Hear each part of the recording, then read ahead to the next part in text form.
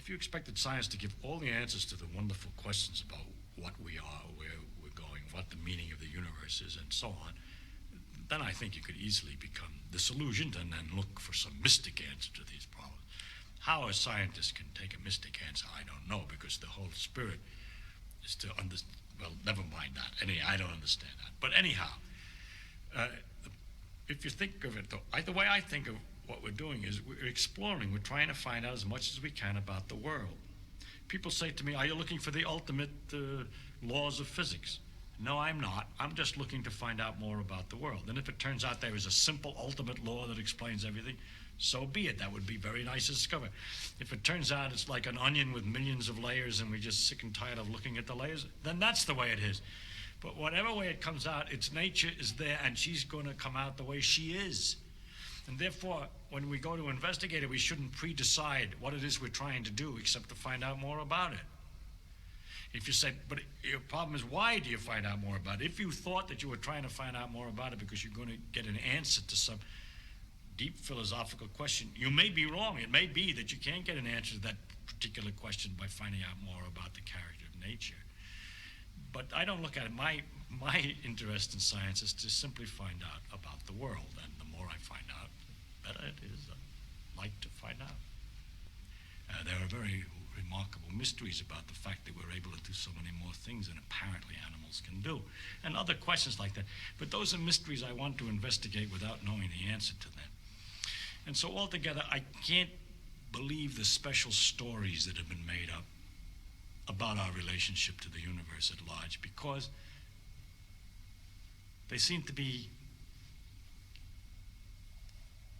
too simple, too connected, too local, too provincial. The earth, he came to the earth. One of the aspects of God came to the earth, mind you.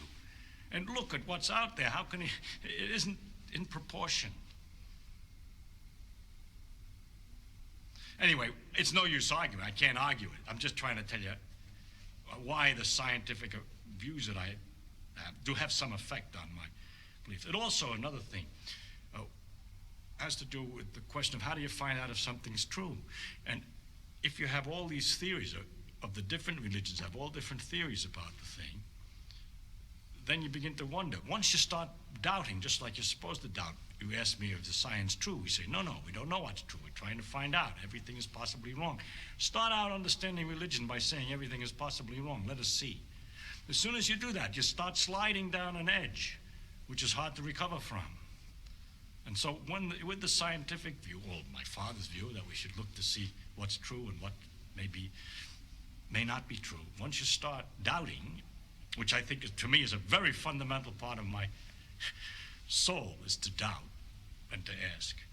And when you doubt and ask, it gets a little harder to believe. You see, one thing is I can live with doubt and uncertainty and not knowing. I think it's much more interesting to live not knowing than to have answers which might be wrong. I have approximate answers and possible beliefs and different degrees of certainty about different things, but I'm not absolutely sure of anything. And then many things I don't know anything about, such as whether it means anything to ask why we're here and what the question might mean. I might think about it a little bit. If I can't figure it out, then I go to something else. But I don't have to know an answer. I don't feel frightened by not knowing things, by being lost in the mysterious universe without having any purpose, which is the way it really is as far as I can tell, possibly. It doesn't frighten me.